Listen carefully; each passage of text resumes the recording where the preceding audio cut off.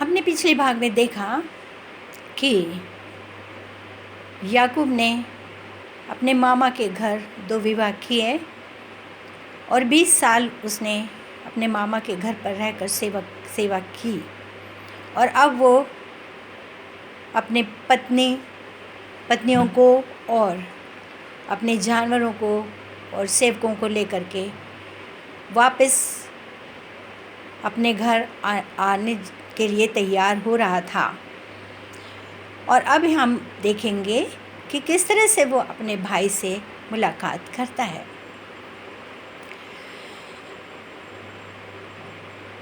याकूब जब अपने मामा के घर 20 साल रह गया तो उसकी 2 विवाह हुए, पहले तो लिया से और दूसरा राहेल से।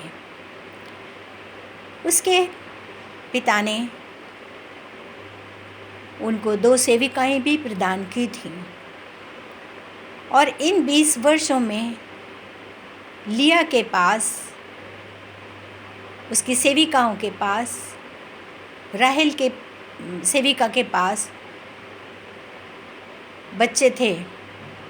कुल मिलाकर उनके पास 10 बच्चे थे, लेकिन राहेल के पास सिर्फ एक ही बेटा था। उसका नाम उन्होंने यूसुफ रखा था। और याकूब अपने मामा को बिना बताए घर से अपनी पत्नियों को और अपने सेवकों को लेकर के और अपने जानवरों को लेकर के अपने घर जाने के लिए निकल पड़ा। जब वो काफ़ी आगे निकल चुका 1-2 दिन के रास्ते पर, तब उसके मामा लाबान को मालूम हुआ कि याकूब भाग गया है और उसने पीछा करने की सोची। जब वो रास्ते में आ रहा था, परमेश्वर ने उससे कहा कि तू याकूब को कुछ नहीं कहना।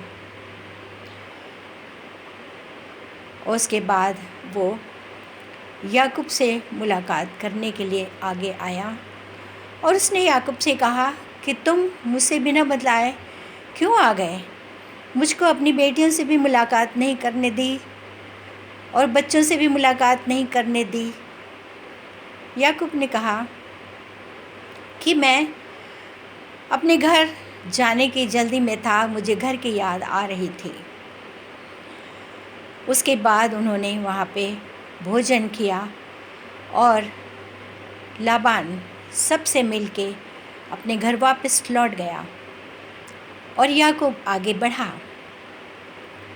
जब याकूब आगे बढ़ा, कनान देश के करीब आने लगा, तब उसने सेवकों के हाथ एसाव को संदेशा भेजा कि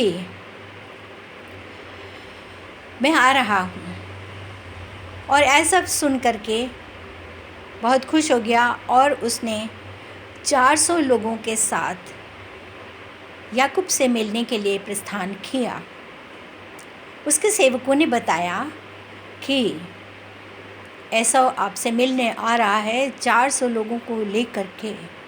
तो वो डर गया और उसने परमेश्वर से प्रार्थना की कि प्रभु, आपने कहा था कि तू मेरे साथ सदा रहेगा। अब ऐसा ना हो कि एसाव मुझे मार डाले और ये बच्चों का क्या होगा? परमेश्वर ने कहा तू कुशल से जा। अपने भाई के डर से वो आगे बढ़ा और उसने अपने जानवरों के और सेवकों के 3 ग्रुप बना दिए और उसने भेड़ बकरियों के 200 झुंड बनाए और उनको उनके साथ नौकरों के साथ उस झुंड को आगे भेजा। फिर उसने ऊँटों का झुंड बनाया, ऊँटों को भी दूसरे झुंड में भेजा थोड़ी थोड़ी दूरी पर।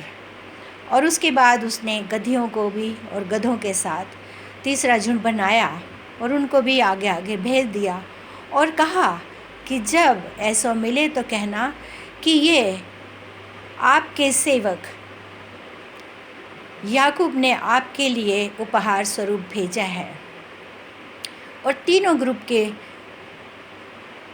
लोगों को समझा दिया कि ऐसा ही बोलना कि ये एसव के लिए भेंट होंगी। उसके बाद उसने लिया की सेविका को उसके बच्चों के साथ आगे के ग्रुप में भेजा। उसके बाद लिया को अपने बच्चों के साथ भेजा और उसके बाद में राहेल की सेविका को अपने बच्चों के साथ भेजा और उसके बाद राहेल को अपने बेटे के साथ भेजा। उस समय उसके पास सिर्फ एक ही बेटा था और वो बहुत ही छोटा था। जब याकूब ने नज़र उठाई और देखा कि उसका भाई एसव आ रहा है, वो घबरा गया। लेकिन एसव ने जब दूर से ही देखा तो वो बहुत प्रसन्न हुआ और दौड़ करके अपने भाई के गले लगा और वो दोनों रोने लगे। ये मुलाकात का मिलन का समय था और वो लोग बहुत ही प्रसन्न हुए क्योंकि वो लोग 20 साल के बाद एक दूसरे से मुलाकात कर रहे थे।